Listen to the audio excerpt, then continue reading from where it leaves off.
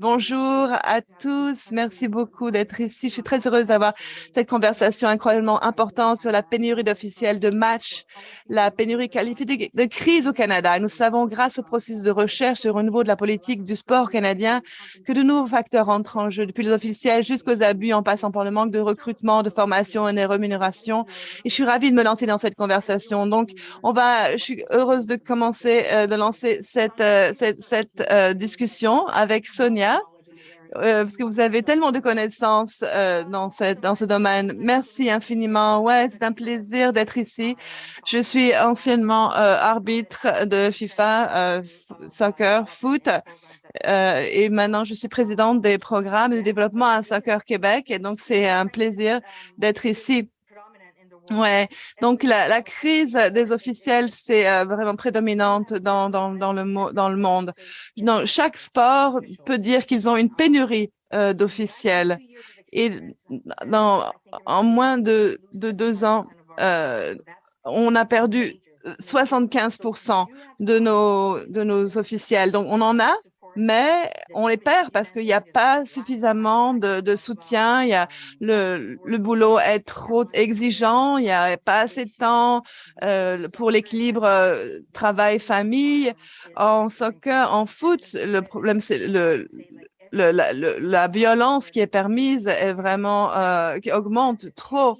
Et puis, tous les fans, les spectateurs ont un accès trop facile aux athlètes qui peuvent descendre sur le terrain et commencer à se battre. Donc, les abus physiques, verbaux sont un grand problème pour nous et qui grandit et qui augmente à grande vitesse. Et on voudrait bien faire baisser ça. Dans les autres sport, ça n'existe pas vraiment, mais il y a quand même une pénurie d'officiels, il n'y a pas assez d'argent, c'est basé sur des volontaires et c'est un problème complexe qui existe. Merci, Sonia. Donc, je veux savoir où on en est, où en sont les gens maintenant au niveau des officiels. Donc, parlez-nous un peu de ce que vous voulez, ce que vous voyez en termes de crise officielle. Ouais, moi, je suis directrice exécutrice de Baseball PEI et je suis venue, j'ai déménagé de Colombie-Britannique pour ce boulot où je travaillais à l'époque pour les mentorats d'officiels en particulier. Donc, je créais des ressources, des programmes de formation pour développer les officiels à tous les niveaux, du haut en bas. Je suis un officiel national pour le Canada et j'ai travaillé pour les coupes mondiales et les championnats panaméricains. Donc, c'est une présentation. Donc, cette vision m'aide au Canada à savoir tout le panorama la diversité du travail que ça inclut, que ça englobe. Donc, de votre perspective, à votre point de vue, de quoi avons-nous besoin de savoir sur cette pénurie? Bien, moi, je dirais que j'ai beaucoup réfléchi à ça. Je dirais qu'un des grands défis auxquels on fait face ici, c'est que les officiels ne se sentent pas valorisés en tant que partenaires dans le jeu. Donc, il y a un sentiment que, bon, il y a les entraîneurs, il y a les athlètes, et puis il y a les officiels qui sont, ouais, un morceau nécessaire. Mais ils n'ont pas le même développement, ils n'ont pas les mêmes sponsors, ils n'ont pas la même attention. Personne ne parle de ce qu'ils font de bien. On voit des extraits de films d'athlètes ou d'entraîneurs, mais rarement des reportages de TSN. Waouh, quelle belle décision a pris cet officiel. Avez-vous la position dans laquelle ils étaient? Mais ça demande de l'entraînement. Donc, on doit créer une proposition de valeur pour les officiels afin de les attirer dans le jeu, comme le font les athlètes et les entraîneurs. Merci, Rhonda. Je pense que c'est une vision incroyablement perspicace. Et je sais que, David, vous avez beaucoup à dire à ce sujet. Peut-être pourriez-vous nous présenter un peu votre personne et nous dire ce que vous pensez que les gens doivent savoir et inclure dans cette conversation. Ouais, merci de m'avoir invité. Ben, moi, je suis arbitre. J'étais arbitre de hockey pendant 25 ans, mais j'ai également été chercheur dans le domaine de l'arbitrage sportif et dans le domaine général de la psychologie de l'arbitrage. La grande chose, et Rhonda en a parlé un peu là, je pense que La grande chose, c'est que nous nous concentrons beaucoup en ce moment sur les abus. Et je pense que c'est la principale raison pour laquelle les officiels du sport abandonnent. Mais en fait, il y a beaucoup plus que ça. Il y a tellement d'exigences professionnelles. Il y a le sentiment, je parle juste des officiels qui ont l'impression d'être des entrepreneurs indépendants, ce qui rejoint un peu ce que disait Rhonda. Et ils ne sont pas des partenaires dans le jeu. Et donc, mon message autour de ça, c'était que oui, nous devons essayer d'échanger les abus, essayer de réduire ça.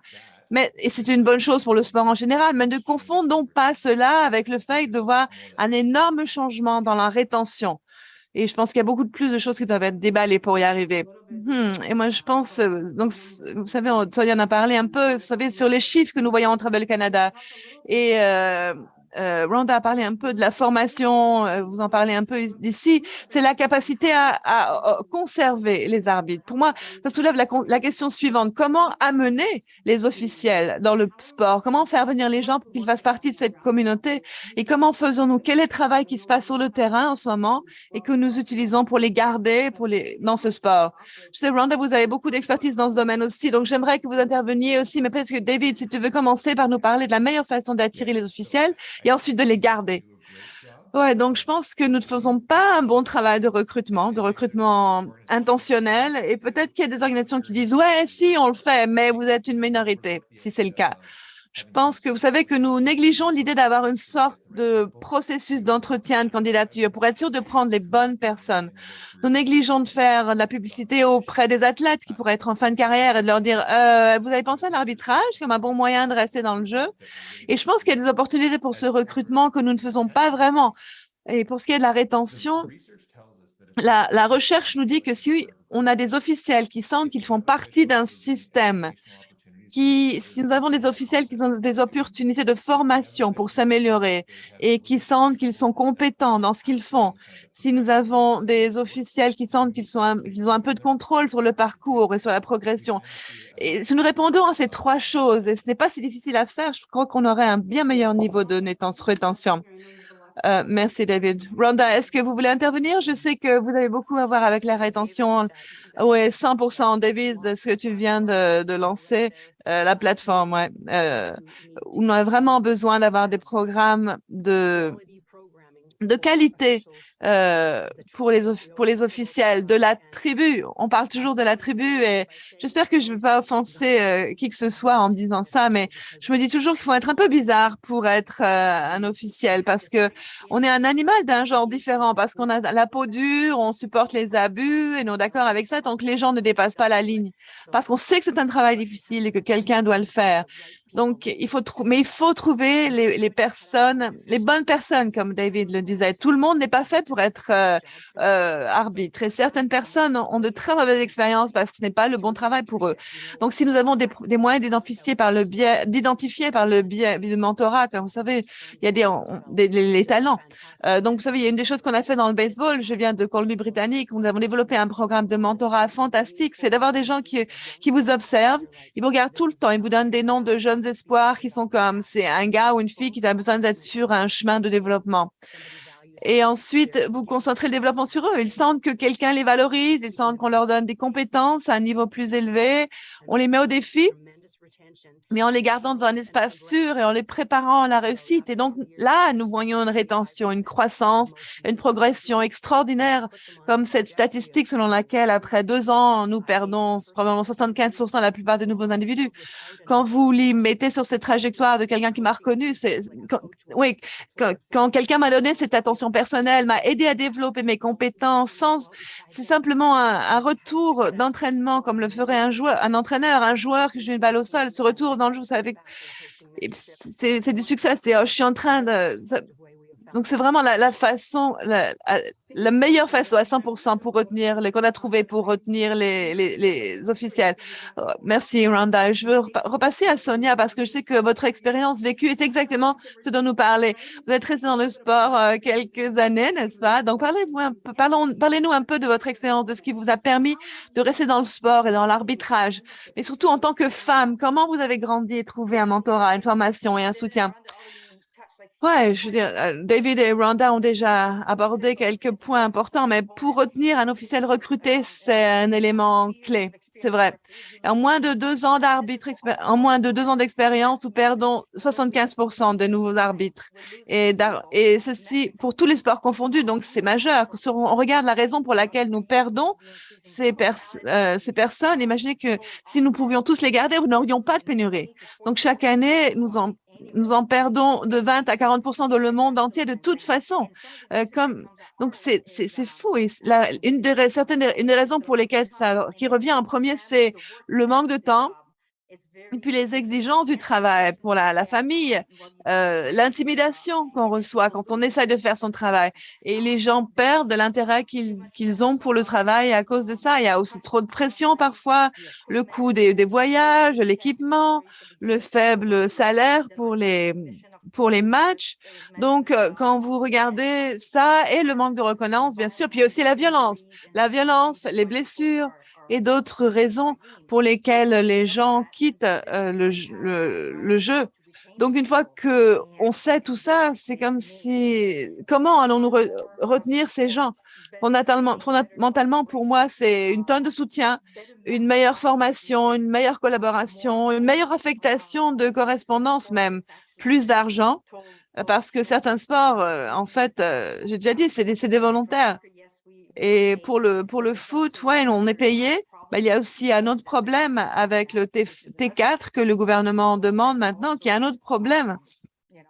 Parce que vous savez, ça affecte certaines personnes. Mais ouais, tout ce qui a été, oui, d'accord, mais c'est pour promouvoir et dire en tant que j'ai été arbitre international pendant 29 ans, et ce qui m'a fait rester dans le jeu, c'est que j'adorais ça et j'ai dit au monde entier que c'était le meilleur métier du monde et que j'incite tout le monde à le faire parce que j'ai eu tellement de plaisir à le faire. Je voyais dans 95 pays, j'ai des amis partout.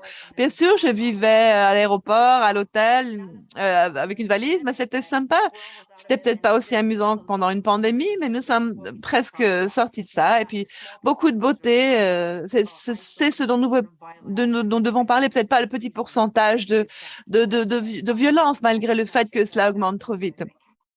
Ouais, voilà, en un mot, ce que je pense. Merci, Sonia. David, nous pourrions vous demander de revenir sur ce que Sonia vient de dire à propos des nombreux facteurs que nous devons prendre en compte lorsque nous retenons ou faisons venir des officiels de match. Quelles sont les meilleures stratégies à l'heure actuelle en termes de capacité à faire venir, à attirer des gens et à les aider à rester, à les retenir, et aussi à diversifier les personnes que nous voyons dans l'arbitrage? Ouais, la première chose que nous voyons, c'est que s'il y a un soutien organisationnel, il y aura une meilleure rétention. Et ce soutien organisationnel peut se faire de différentes manières. Ça peut être des choses simples, comme avoir des sessions d'enseignement de formation plus informative pour les nouveaux officiels. Vous savez, pour les arbitres de hockey, ils prennent souvent les nouveaux officiels sur la glace pendant 1 heure ou 2 et travaillent sur le positionnement sur la glace. Et ça pourrait être des groupes sociaux où ils aident à construire un peu de ce rapport social entre les arbitres, le faire sentir qu'ils font partie d'un groupe. J'ai donné l'exemple d'une association dans laquelle j'ai travaillé. À la fin de l'année, ils organisaient un banquet de fin d'année et remettaient des prix aux joueurs et aux athlètes, aux entraîneurs, mais ils invitaient aussi les officiels et ils remettaient leurs récompenses officielles de fin d'année lors de ce banquet. Et quand on pense à ces choses, c'est pas difficile à faire, non? Mais je pense qu'une grande partie, c'est juste de porter une attention consciente sur le fait que les officiels font partie du jeu. Et si vous ne faites pas d'eux des partenaires dans ce jeu, alors vous verrez probablement des abandons continus, cette porte tournante d'officiels qui arrivent et repartent. Merci, David, j'apprécie vraiment cela. Rhonda, j'aimerais aussi que vous interveniez ici de votre point de vue, particulièrement en ce qui concerne, je sais que vous avez un peu du mentorat, de la formation. Donc, quand je pense à, vous savez, les femmes dans le sport en général et les femmes dans l'arbitrage, c'est un espace encore plus nuancé. Avez-vous un point de vue sur ce sujet, sur la façon dont nous pouvons amener plus de gens dans ce domaine, plus de femmes dans cet espace et comment les garder Quels sont les obstacles? Je pense que ça dépend beaucoup du sport et du nombre de femmes qui le pratiquent, de l'opportunité d'arbitrer. Il se trouve que je suis dans un sport où la participation des femmes est très faible. Donc, le soccer, dans le foot, je dirais, Sonia, que vous avez des milliers de femmes qui jouent au foot et nous, on ne voit pas des milliers de femmes qui jouent au baseball parce qu'on nous a dit il y a 50 ans que les femmes jouent au softball. Donc, une partie de la stratégie dans mon sport, ça semble être, ça fait cliché, mais si vous pouvez le voir, si vous pouvez le voir, vous pouvez l'être. Il s'agit d'amener nos femmes à l'avant en tant qu'entraîneuses, en tant qu'arbitre, en tant que marqueuse et l'entretien du terrain. Vous savez, au Canada, un de nos officiels qui est allé aux Jeux Olympiques cette année est un officiel technique féminin et elle est en charge du terrain et approuvait les choses et les gens elle se disait waouh, c'était la meilleure pour ce travail, quel que soit son sexe, mais les gens l'ont remarqué parce que c'est une femme, c'est quelque chose qu'un homme aurait traditionnellement fait. Donc, je sais que mon histoire préférée ici, dans cette ligue, c'était la première fois que j'ai fait la ligue senior ici en tant qu'officielle, c'était que j'ai reçu un appel téléphonique d'une mère à la fin de la journée qui m'a dit, vous avez vraiment impacté ma fille hier. Puis voilà, est-ce que j'ai offensé quelqu'un? Elle m'a dit qu'elle t'avait vu, elle vous a vu arbitrer la ligue de baseball des seniors masculins derrière la plaque et elle était comme, oh, je veux faire ça. Et ça ne m'avait jamais traversé l'esprit que ça puisse arriver, que ça lui traverserait l'esprit de vouloir être officielle parce qu'elle n'avait jamais vu que des hommes. Et maintenant, elle veut être arbitre. Donc, je pense que c'est vraiment important que les femmes soient placées, quand elles sont qualifiées, bien sûr. Je ne veux pas mettre les gens dans les endroits où ils ne vont pas réussir s'ils n'ont pas leur place, s'ils n'ont pas la formation, mais mettre des femmes qualifiées, les mettre en avant pour montrer aux gens que oui, nous pouvons le faire aussi. Ouais, bien sûr. En tant que femme dans le sport, moi-même, je ressens ça, je comprends ça. Je comprends que si j'encourage plus de femmes à s'impliquer, et j'aime que vous parliez spécifiquement de ça dans l'espace d'arbitrage. David et toi, oui, moi, je voulais intervenir là-dessus parce que j'ai quelques projets dans notre labo sur les expériences des femmes arbitres dans le sport. Vous savez, une des plus grandes choses qui en est sortie, ça fait pas, ressortie d'une enquête qu'on a fait avec environ 900 femmes officielles, c'est que femme arbitre, c'est que le plus grand changement qu'elle voulait voir, c'était une pub qui montrait des femmes arbitres. Et elle pensait que s'il y avait plus de ça, on commencerait à avoir plus d'histoires comme celle que Rhonda avait bien de raconter. Et que les gens se diraient, ouais, c'est quelque chose que je peux faire aussi. Et je pense qu'on a beaucoup de sports, il y a beaucoup d'arbitres féminins et beaucoup de sports qui sont jugés, mais il y a beaucoup de sports d'équipes nord-américains où cela manque traditionnellement. Et l'autre morceau, là, dans l'autre étude que nous menons aussi, qui montre les mêmes choses, qui garde les arbitres en termes d'éducation, de formation, de mentorat, sentiment d'appartenance au groupe, ce sont justement les sports qui réussissent à garder les femmes dans le jeu, dans le jeu aussi. Donc, cibler ces stratégies qui pour recruter et retenir les femmes. Ah, c'est vrai. Sonia, vous avez dit que, en fait, vous nous avez parlé d'une histoire que vous voudriez peut-être partager dans cet espace sur le fait que le cadre a changé pour les femmes. Oui, absolument. Je veux dire que c'est vraiment important qu'on ait des modèles, mais vous serez peut-être surpris que dans le foot, c'est que depuis 1994 qu'on a des femmes arbitres internationales. Au début, on était vraiment des extraterrestres, hein, et en 96, on était les premières aux Jeux Olympiques. Donc, c'est assez récent, hein, vraiment. Donc, ce qu'on a fait ces dernières années, c'est qu'on a changé un peu la structure pour répondre à la demande et retenir les femmes arbitres dans notre jeu. Donc, pendant toutes ces années, on n'était pas autorisé à voyager avec nous. On partait à la Coupe du Monde, les Jeux Olympiques pendant 4 ou 5 semaines. On quittait notre travail, nos familles. C'était difficile. Avant ça, si on était enceinte, on perdait sa licence. Et ensuite, alors ça, il fallait attendre une autre année et repasser toutes les tests d'aptitude, les tests médicaux et tout ça. Maintenant, on ne perd plus sa licence quand on est enceinte. Donc, on peut prendre une année, faire une pause, se remettre en forme. Et puis, quand on est prêt, la porte est grande ouverte et on vous accueillera comme notre première priorité. C'est le premier grand changement. Donc, le deuxième grand changement, c'est qu'on ne pouvait pas être accompagné en voyage. C'était difficile. Beaucoup de femmes disaient, non, je ne peux pas laisser mon enfant de 2 mois seul à la maison. Donc, on a commencé à autoriser les femmes à amener leur enfant avec un membre de la famille pour s'occuper de l'enfant pendant la compétition, mais ils pouvaient être ensemble la nuit. Et en fait, ça rendait les arbitres encore meilleurs parce qu'ils étaient là, ils ont gardé leur concentration, ils ont fait leur travail. Il n'y avait pas de procédure accélérée, ni d'exception parce que vous aviez un enfant. Non, la demande était la même. Donc, c'était la même chose pour tout le monde. Mais ils avaient le soutien d'un membre de leur famille et leur enfant auprès d'eux, ce qui leur a rendu ce temps beaucoup plus stable. Donc, c'était des changements vraiment positifs, très récents. Donc, Sonia, toi, Rana, David, vous avez tous abordé des solutions qui semblent en fait assez simples. Le marketing, la formation, avoir un mentor en place. Vous avez changé le cadre pour que les gens puissent amener leurs enfants à leur famille. Ça ne me semble pas être des changements massifs que les organisations devraient faire pour que l'arbitrage devienne une partie de leur intégration dans leur communauté. Alors, peut-être, avez-vous votre propre opinion, votre propres idées, des exemples spécifiques de moyens ou d'exemples tangibles de moyens par lesquels ces organisations peuvent réellement soutenir les arbitres qui sont déjà là et ensuite soutenir les arbitres qui veulent s'impliquer dans le sport? Peut-être, David, vous voulez commencer? Ouais, j'utilise souvent des analogies. Et une des analogies que j'utilise pour l'arbitrage, c'est que pour faire pousser un arbre, c'est que le plus grand effet de ça, ce sera dans 20 ans. Hein. Donc, c'est vraiment important que nous commencions à faire certains de ces changements, vous savez, pour les arbitres qui travaillent actuellement. Donc, pour répondre plus précisément à votre question, la question, c'est ça. Est-ce que nous faisons de nos arbitres des partenaires dans le sport? Pouvons-nous trouver un moyen de les impliquer, que ce soit par une rencontre entraîneur-athlète ou entraîneur-arbitre au début de l'année?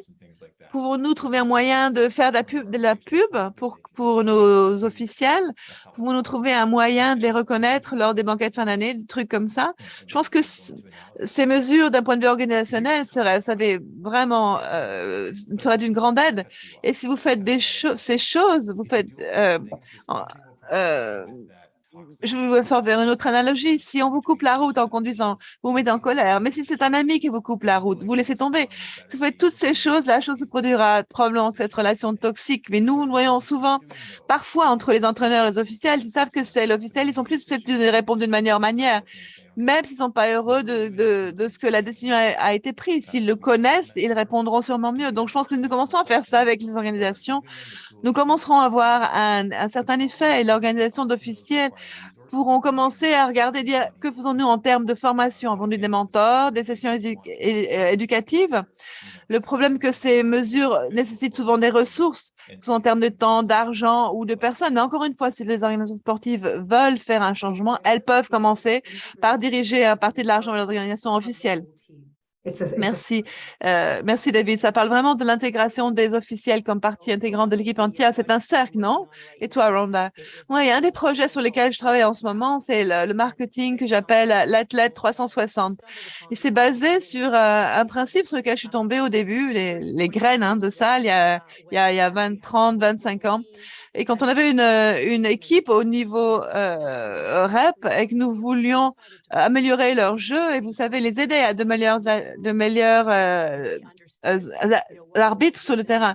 Alors on décidait de les faire suivre un cours d'arbitrage parce qu'on pensait les rendre des meilleurs athlètes en leur faisant suivre un cours d'arbitrage. Et après ça, on a eu deux ou trois jeunes qui ont décidé, nous ont dit que oh là là, c'est sympa en fait. Moi, j'aimerais bien faire ça. Et je crois que pendant mes congés, j'aurais allé arbitrer. Donc, c'est ce dont David parlait, c'est du marketing. Être un coach ou être arbitre comme moyen de développer votre art en tant que joueur. Et parfois, on les trouve et on sort. Et une fois qu'on a pris cette équipe d'individus, cette équipe individuelle, c'est une équipe de garçons de 15 ans, ils ont traité les arbitres différemment après ça parce qu'ils savaient, ils avaient tous dû prendre leur tour. Ils avaient connu la pression et la difficulté de prendre ces décisions. Et sur le terrain, de savoir où se trouve la limite entre une balle et un strike. et la sécurité, les sorties, vous savez, les parties nuancées du jeu qui ne sont pas tranchées, où on doit utiliser son jugement, que tout le monde d'un point de vue différent voit la chose de différent de vous, mais que vous êtes, c'est à vous de le faire.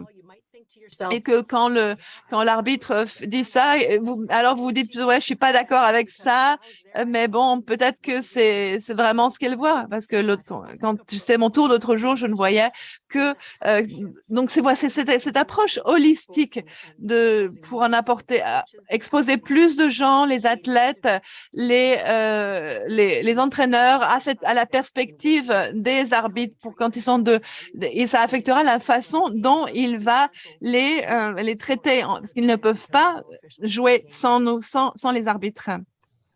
Voilà, il n'y en a pas assez pour tous les matchs. Ça a un impact de ne pas avoir les arbitres sur le terrain. Comme tu l'as dit, Rhonda, il semblerait que c'est un cadre qui pourrait être mis en œuvre dans plusieurs sports. Est-ce que c'est correct à votre avis?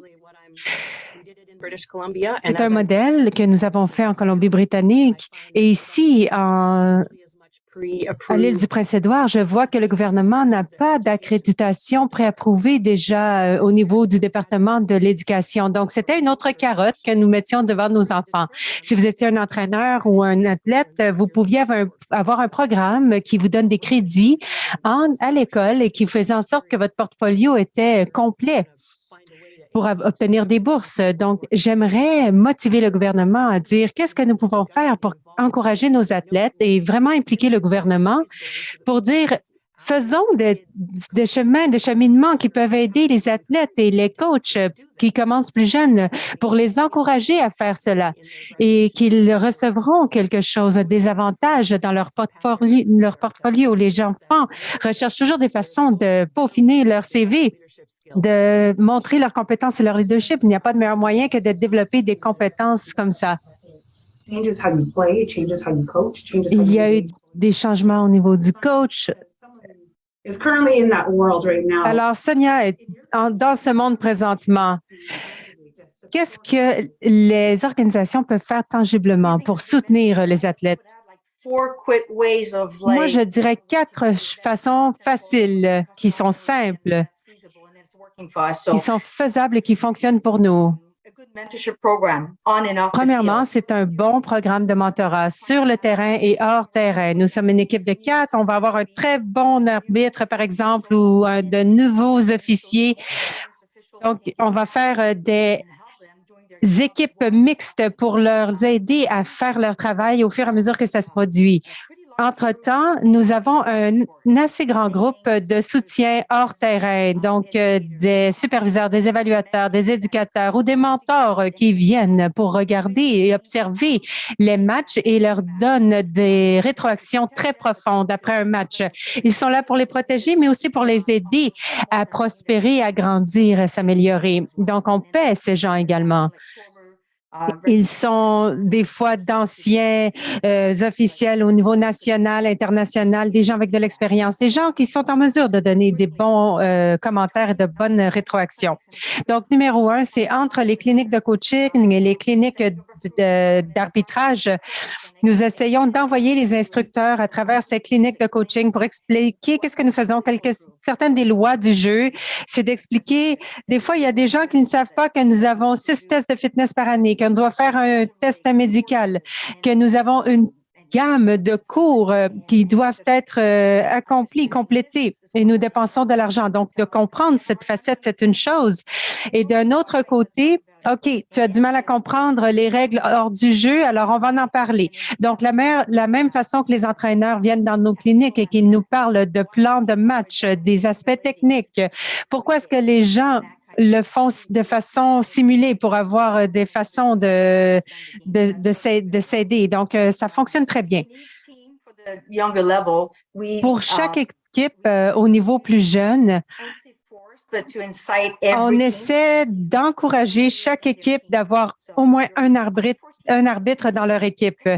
Sous l'âge de 14 ans ou de 15 ans, OK, on va payer un cours, envoyez-nous un joueur qui se porte volontaire pour être dans le cours et obtenir l'information et les connaissances qu'il puisse partager avec ses amis. Et ceci aide l'équipe au complet.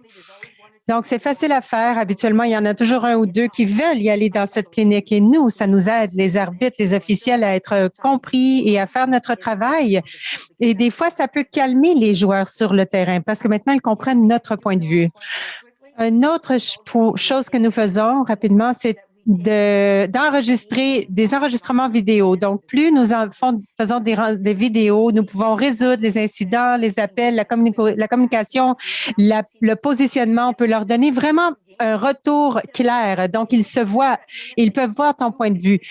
Tu vas dire, on peut, si tu leur dis, tu te souviens à la seconde 52, tu as fait ça, ben ils s'en souviennent pas. Donc, si vous avez un visuel, vous avez un support visuel, c'est brillant. Ils peuvent voir exactement ce qu'ils ont fait. Ça fonctionne extraordinairement. Ça peut même être des vidéos amateurs.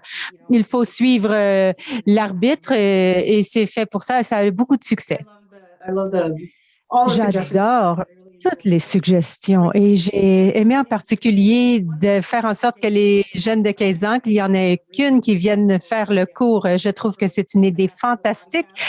C'est une idée super aussi, les GoPros, pour voir le match au fur et à mesure qu'il se déroule. David, qu'est-ce que tu en penses? Oui, j'allais en parler de deux façons. Donc, comme Sonia dit, il y a tant d'équipes dans tant de sports et dans tant de niveaux, à tant de niveaux, ils enregistrent de toute façon. Donc, un partenariat incroyable, ce serait de partager ces vidéos. Alors, voici une vidéo qu'on peut mettre dans l'organisation sportive, que l'officiel pourra ensuite accéder sans frais et que les gens peuvent se regarder eux-mêmes. Un autre point que j'aimerais dire ici, c'est qu'on peut utiliser la vidéo de deux façons. Ça peut être une GoPro ou une caméra sur le corps, sur un officiel. Ça peut être utilisé pour des fins d'éducation, mais également pour des fins de marketing, de publicité, de dire de voilà de quoi ça a l'air. Il y a des défis dans de nombreux sports, il y a de l'activité, des prises décisionnelles et c'est même le fun. Donc, vous auriez des sièges en avant-plan à tous les matchs. Donc, si on peut utiliser les vidéos de ces deux manières, nous verrons plus d'éducation, mais également de la meilleure publicité pour les officiels. Absolument, Dave. Je trouve que ce serait un point de vue incroyable à capturer et à documenter. Vous savez, tout ce que vous avez dit, chacun d'entre vous aujourd'hui, ce sont des points très tangibles. Certains d'entre eux sont des solutions qui sont peu coûteuses et faciles à mettre en œuvre pour trouver des solutions intégrant vos officiels dans l'ensemble du sport en veillant à ce que les gens sachent qui sont les officiels afin qu'il y ait une partie de cette communauté qui aide à réduire les abus. Donc, pour le sport en général. Donc, rapidement, est-ce que vous aviez des commentaires à nous partager pour conclure? Rhonda. Je crois que l'un des points clés que chaque personne peut faire, que tu sois impliqué ou pas dans le sport, c'est de penser comment on traite les officiels. On devrait les traiter comme nous traiterions un collègue au travail. J'avais une conversation avec un coach qui a eu une petite étincelle qui s'est un peu fâché sur le terrain. Je lui ai dit, qu'est-ce qui serait arrivé si tu avais fait ça au travail avec un collègue? Il a dit, ben j'aurais sûrement plus de job. Si tu tu traites les gens de nom, ça ne fonctionne pas. On ne parle pas comme ça dans nos environnements de travail. Donc, d'encourager les parents, les coachs, les spectateurs. Comment est-ce qu'on peut traiter tout le monde d'une façon dans notre vie et que tout d'un coup, sur le champ, sur le terrain de jeu, il n'y a pas de problème, on peut se comporter différemment et principalement ici avec des jeunes. Donc, si moi, je peux dire un conseil, c'est parler de façon positive des officiels qui sont là dans le jeu. Ah, c'est une si belle façon de conclure ce que nous avons dit ici. Sonia, est-ce que vous avez des mots également, des commentaires? Oui, pour moi, l'éducation, c'est la clé. Éduquer les spectateurs, les parents, les coachs, tout le monde à tous les niveaux du sport pour pouvoir éviter les sanctions, mais en même temps, nous avons besoin de sanctions également parce qu'au soccer, il y a beaucoup de violence et c'est en augmentation. Donc oui, nous éduquons les gens, mais s'il n'y a pas de sanctions, de punition, ben, ça va continuer. Alors, on a besoin de ça pour casser le pattern. Il faut être proactif et réactif. C'est très important pour moi. Donc, j'espère que pour tous les sports, ce sera ça. Mais moi, dans les 29 ans, j'ai toujours eu le meilleur siège dans tous les matchs. Oui, c'est sûr. Ben, c'est sûr que tu as des sièges dans la première rangée à chaque match. Donc, moi aussi, je veux m'impliquer. David, tu as quelque chose à dire? Premièrement, moi, je suis jaloux des sièges dans la première rangée que Sonia a eu pendant 26 ans. Mais je vais vous parler de points dont je n'ai pas encore parlé. Donc, ceci provient de mon parcours en recherche. Alors, nous avons besoin de plus de recherche. Alors, pour avoir de bonnes recherches, nous avons besoin de bons partenaires. Donc, je fais des partenariats présentement avec des arbitres, avec des organisations qui regardent la santé mentale des arbitres. Donc, des fois, nous devons en apprendre plus sur quelque chose. Donc, comment est-ce qu'on peut enseigner à quelqu'un comment voir visuellement des actions et prendre une décision? Donc, on a fait de la recherche là-dessus, comment ça fonctionne au niveau mental. Donc, on a vu, oui, soyons impliqués, faisons cela, partageons les appels de recrutement avec différents responsables dans notre organisation. Donc, utilisons ces preuves pour continuer d'améliorer le rôle d'officiel. Merci, David. Superbe conclusion. Donc, il faut avoir plus de voix, il faut intégrer les officiels dans le sport. Rhonda, Sonia, David, merci beaucoup d'avoir été ici. C'était une conversation incroyable. J'espère que tout le monde a appris quelque chose aujourd'hui et j'espère qu'on va changer le récit de ce qui se passe présentement. Mais merci beaucoup. Merci. Merci beaucoup. Pour commencer, j'avais un nombre important de questions qui sont rentrées pendant la discussion. Donc, la première question, bon, on a parlé de femmes et de les encourager à prendre des rôles d'officiels, mais comment est-ce qu'on peut encourager le recrutement d'officiels dans d'autres groupes sous-représentés? Avez-vous quelque chose à dire là-dessus? OK, bien merci, Véronica, pour la question. Donc, je crois qu'on doit utiliser les gens qui sont déjà là, les gens qui adorent le jeu. On n'a pas besoin de leur vendre. Par exemple, des coachs, d'anciens coachs, des athlètes, peut-être qui ne peuvent plus jouer à cause d'une blessure. Je sais qu'au soccer, le travail d'un arbitre est très demandant au niveau physique, mais peut-être dans un autre sport, si vous êtes officiel pour le volleyball, vous pouvez vous asseoir sur la chaise, partager votre expérience et être un très bon officiel. Donc, utilisons tous nos gens, maximisons ce potentiel, des gens qui aiment déjà le sport. Et aussi, après, on peut aller dans les écoles et promouvoir notre emploi fantastique que nous avons. Et nous pouvons inviter des athlètes d'autres sports qui auraient envie d'être officiels pour un ou deux matchs. Il y a différentes façons. Et y a-t-il d'autres commentaires? Premièrement, bonjour Veronica, ça fait longtemps qu'on s'est vu. Si vous regardez la question de Tracy dans la question et réponse, il parle de la résistance dans l'organisation pour ne pas faire de changement. Elle parle de ça comme l'ancien club des garçons et c'est tellement vrai dans tellement de sports. Je crois où est-ce qu'on voit ça le moins souvent, c'est lorsque l'organisation sportive ont une entité d'officiels à l'intérieur intégrée. Donc, on a des changements ici en Terre-Neuve ou le basketball, par exemple. Ils ont une organisation d'officiels séparés, mais cette organisation nouvellement intégrée dans l'association de basketball de Terre-Neuve. Donc, lorsque ça arrive, vous avez l'association sportive en soi qui essaie de faire des changements parce qu'ils savent, on a besoin d'officiels et on ne peut pas avoir des officiels qui ont 55 ans et plus parce que dans 10 ans, on va être foutus.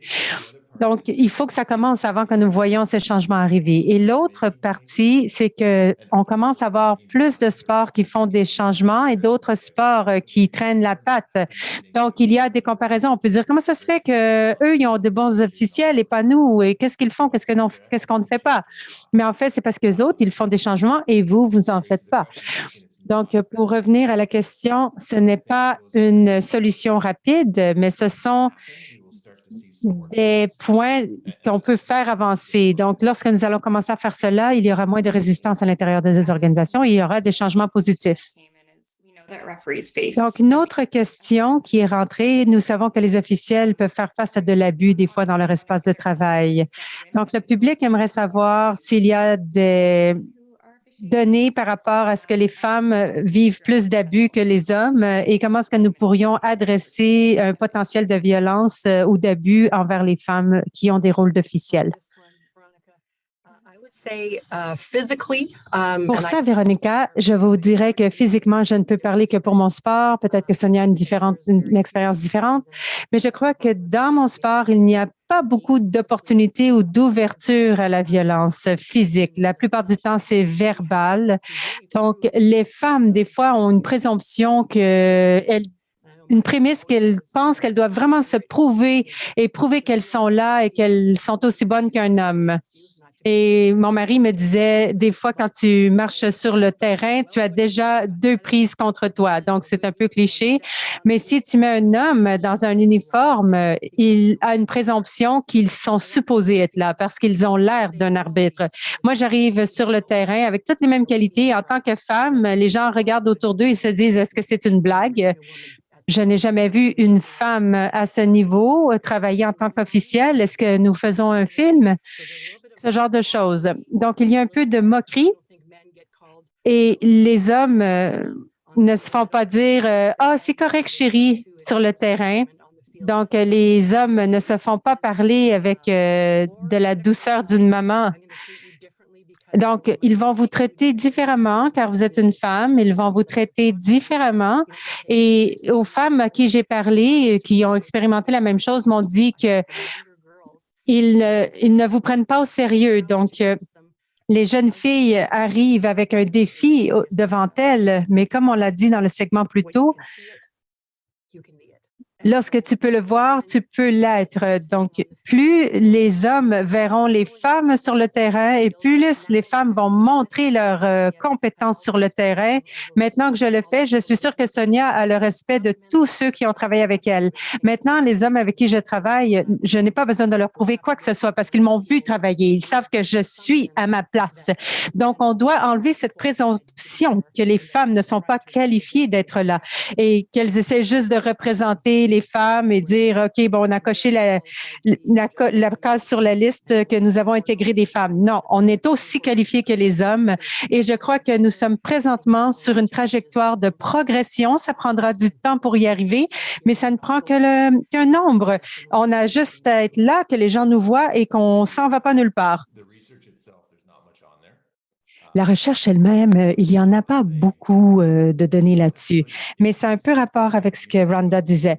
Il n'y a pas nécessairement un plus grand taux d'abus pour les femmes, c'est plutôt le type d'abus qui est différent. C'est un abus différent par rapport, ce n'est pas plus fréquent, mais seulement différent. Ben moi, je l'ai vécu et je peux dire, Rhonda, tu as parlé de très bons points également. Je crois que les femmes officielles, au moins dans le soccer, dans les dernières 40 ans, ont eu plus d'abus verbal, physique et des fois de l'intimidation et ce genre de choses. Tu avais vraiment besoin d'être 2 fois aussi bonne qu'un homme, 2 fois meilleur qu'un homme parce que à cause que à cause de ton genre ou de ton sexe, les gens disaient non, elle n'est pas capable d'être arbitre. Donc, moi, j'ai cassé la glace, match après match, pays après pays. Quand tu t'en vas au Salvador et qu'il y a 60 000 hommes dans le public et que tu es la seule femme tête de l'arbitrage, ça prend beaucoup de couilles, si on peut dire. Ça prend du guts. Donc, ils essaient, ils vont dire, retourne dans ta cuisine, fais ci, tu vas entendre n'importe quoi. Tu dois faire face à cet abus tout au long du match en essayant de faire ton travail 2 fois aussi bon, aussi bien qu'un homme. Malheureusement. Ça l'a changé un petit peu, comme j'ai pu voir, parce que maintenant, il y a plus de femmes, il y a plus de modèles. Et on n'est pas vu autant comme des extraterrestres, mais c'est encore là, croyez-le ou non, c'est encore là en 2022. C'est un travail difficile, mais là maintenant, on essaie de donner des outils aux femmes officielles pour se prémunir contre ces abus. Donc, moi, j'étais sur une mission moi-même pour faire le fitness homme parce qu'au soccer, nous avons le fitness femme qui qui coach pour les hommes et le fitness homme qui coach pour les femmes. Donc, on surpasse les limites. Allez-y, faites le test de conditions physiques des hommes. Tu vas leur montrer que tu es capable et tu te le prouves à toi-même aussi, que tu es aussi bonne que n'importe qui. Et en fait, les femmes dans plusieurs emplois sont toujours un peu plus perfectionnistes ou vont regarder d'un peu plus près les détails. Et c'est pour ça que des fois, elles se surpassent et qu'elles sont d'extraordinaires officiels. Donc, en plus de donner les outils aux femmes pour avoir du succès dans ce rôle d'officiel, quels seraient d'autres éléments clés dans les organisations sportives pour changer le récit, faire permuter la culture pour que les femmes soient vues comme étant aussi incroyables que les hommes? Y a-t-il des suggestions à ce niveau-là? Vas-y, Rhonda. David touched on this earlier too. It's in how we advertise this. Je crois que David en a parlé. C'est comment nous publicisons ceci. Donc, tout ce qui est autour du sport, en particulier dans les plus hauts niveaux, ce sont des hommes qui jouent, des hommes qui coachent, des hommes qui sont des officiels. Donc, j'avais une coach la semaine passée qui est allée au championnat national en tant que femme qui coachait une équipe d'hommes et elle me disait que quand les gens la rencontraient ou lui parlaient, lui demandaient est-ce que tu es l'entraîneur? Elle disait non, je suis le coach. Et le monde était comme wow. Alors, c'est ça, mettez-les en avant, mettez-nous sur les posters, sur les affiches, sur les publicités. Assurez-vous que les gens se disent pas ah c'est un groupe de filles parce que là c'est pas pour les gars, c'est juste des filles. Non, mélangez-nous. Je ne peux pas souvent être officielle pour le baseball de femmes parce qu'il y en a pas assez. Dans ma vie, j'ai passé mon temps à arbitrer le baseball pour hommes, mais on va jamais me voir sur une affiche pour la publicité. Ce sera toujours un homme. Donc, encourageons les organisations et le gouvernement de faire de la publicité qui nous montre dans nos rôles, quand on les fait, ces rôles. Dans le fond, on le fait. Alors, ce n'est pas une minorité, c'est une partie normale du match, du jeu. Alors, quand tu peux le voir, les jeunes femmes qui arrivent dans le système peuvent se dire, ah, OK, bon, ben ça se fait, moi aussi, je veux faire ça. Super. Alors maintenant, je vais aller dans une autre question. Je pense à mon expérience à l'université où les officiels n'ont pas beaucoup de formation. Alors, pensez-vous intégrer une formation à l'université? Moi, je peux en parler. J'étais aux États-Unis pendant 6 ans pour enseigner là-bas. Et nous avions un cours d'activité dans notre programme sur l'arbitrage. L'objectif était d'entraîner les officiels à faire les fondements pour le basketball, le soccer d'intérieur et le volleyball. Alors, ce cours vous donnait les fondements ou les bases de ces 3 sports. Ceci vous qualifierait pour être un officiel dans des vrais sports à cette école. Et c'était une façon tangible d'intégrer les gens dans le programme, de leur donner une idée d'être officiel et en même temps, ils avaient des crédits d'étudiants. Alors, ce n'est pas un système parfait, mais c'est un système qui est facile à mettre en œuvre dans les écoles à travers le pays. Alors, OK, voilà, il y a un cours à un crédit, je vais apprendre des compétences de base et ça peut remplir ce besoin. Et ensuite, on peut voir combien de gens seraient intéressés d'aller plus loin. Super. Quelqu'un d'autre aimerait ajouter? Je suis d'accord, ça devrait être exigé, non seulement pour le programme d'éducation physique à l'université, mais ça devrait être vendu comme étant un super hobby et même un travail à temps plein pour certaines personnes. Alors, on peut promouvoir cela. Moi, je travaillais avec Sported. C'est une organisation au Québec pour la violence dans le sport. Donc, au lieu de parler de la violence, on essayait de promouvoir le superbe travail d'arbitre. On vendait le job. On leur disait, voici les avantages et ainsi de suite. Donc, même, ça peut être à tous les niveaux, le secondaire, le collège, l'université, dans toutes les organisations, nous devrions en parler. Et je crois que ça fait partie de notre travail de promouvoir cela. Et moi, je pensais à l'extérieur des universités. On a quelques questions qui sont venues par rapport à la création d'une association nationale d'officiels. Donc, qu'est-ce que ça prendrait pour fonder une association nationale d'officiels et quel rôle ça pourrait jouer pour pouvoir atténuer certaines des difficultés que nous voyons au niveau du travail d'officier? C'est quelque chose dont on a parlé récemment en Newfoundland dans un atelier. Donc, le défi, c'est le temps et l'argent et les gens. Mais les avantages, bien que nous voyons les officiels différents à travers les sports, l'avantage serait que si nous avons quelque chose comme ça, nous pourrions offrir quelque chose comme du coaching multisport ou des modules et des ateliers multisports au niveau du coaching. Par exemple, nous avons quelque chose sur la communication, quelque chose sur la gestion des matchs, sur la nutrition, sur le fitness. Ce n'est pas grave. Ce qui est important, c'est d'être un bon officiel de sport. Et là, ça pourrait créer aussi un genre de réseau entre les officiels de différents sports. On pourrait commencer à bâtir des partenariats entre les organisations sportives et c'est quelque chose qui amènerait beaucoup d'avantages, mais c'est sûr qu'il faut investir du temps et de l'argent. Je crois que l'Association de coaching du Canada est un peu différente car il se concentre en grande partie sur la protection des jeunes athlètes qui ne seraient peut-être pas le même mandat que les officiels, mais quand les gens vont commencer à reconnaître qu'ils n'ont plus d'officiels pour leur match de basketball ou de soccer, ils vont peut-être commencer à y penser.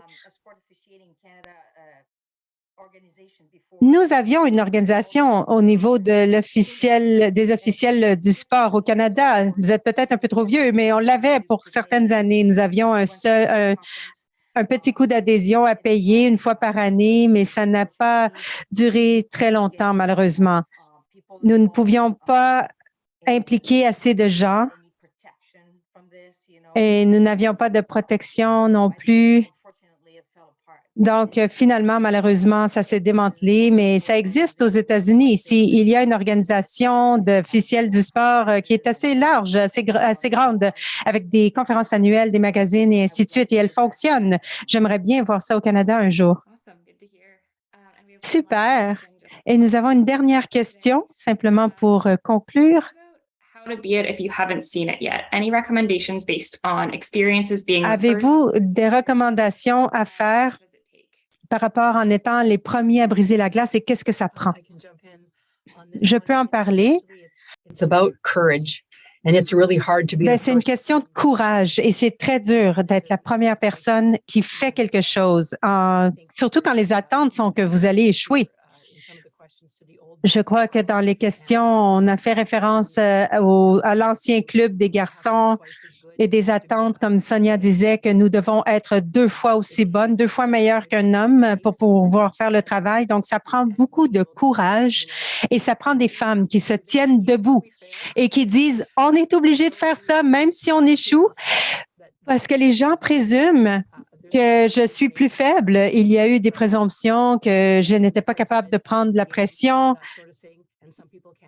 Et c'est des critiques qui sont difficiles, mais ça va prendre les personnes qui sont capables de faire face à ça et avoir le guts de le faire, le cran de le faire. Donc, les hommes font des erreurs tout le temps. Moi, j'ai été accusée d'avoir fait des erreurs parce que j'étais une femme. Alors, c'est pour ça que les femmes n'appartiennent pas au baseball à cause de ça. Mais moi, j'ai vu des hommes faire des erreurs sur le terrain également. Et ce n'est pas parce qu'ils étaient des hommes. C'est à cause qu'ils avaient fait une erreur de positionnement ou de perspective. Donc, il faut vraiment se tenir debout et dire les filles et les femmes et les gens qui n'ont pas habituellement l'opportunité de briller dans ce sport, vous devez avoir le courage de le faire parce qu'il y a tant de gens qui se tiennent derrière nous, qui attendent que nous le fassions pour leur donner le courage. Ce n'est pas tout le monde qui est capable d'être les premiers, mais ceux qui sont capables, s'il vous plaît, levez-vous et faites-le parce qu'il y a une armée complète derrière vous qui vous encourage et qui n'attendent que ça. Y a-t-il d'autres commentaires, Sonia ou David, avant de conclure? Wow, Rhonda, c'est super. Moi, je dirais, prends jamais non comme réponse. Pourquoi pas? Pourquoi pas? Je l'ai fait. J'étais la première et la première et la première, tout le monde. Tu peux m'appeler tous les noms que tu voudras. Tu peux m'appeler une extraterrestre. Mais c'est quoi aujourd'hui? Le monde fait wow, tu l'as fait. Et il y a beaucoup de monde qui viennent me voir encore. Ils me disent, comment tu as fait ça au début? Ben, c'était un peu plus dur, mais c'est faisable. Et soit la personne, soit celui ou celle qui va faire le changement, soit la personne qui va dire, ouais, c'est moi la première qui a fait ça. Pourquoi pas? On doit être forte et on ne devrait pas être découragé par des gens qui pensent que c'est pas pour toi, ou tu es trop jeune, ou tu es trop vieille, ou tu es une femme, ou tu es trop quoi. C'est pas à eux qu'il faut écouter. On est chanceux d'être au Canada, dans un pays qui est assez ouvert et qui accepte plus à différents niveaux. Quand tu voyages dans le monde, tu vas voir qu'il y a des pays où c'est beaucoup plus difficile. Mais continuons d'être un pays pionnier qui peuvent dire nous avons été les premiers à le faire et en être fiers. Super. Alors, je crois qu'on va conclure ici pour rester sur notre temps. Donc, merci Rhonda, Sonia et Dave. C'était super de vous avoir ici. On a eu de très bonnes discussions aujourd'hui.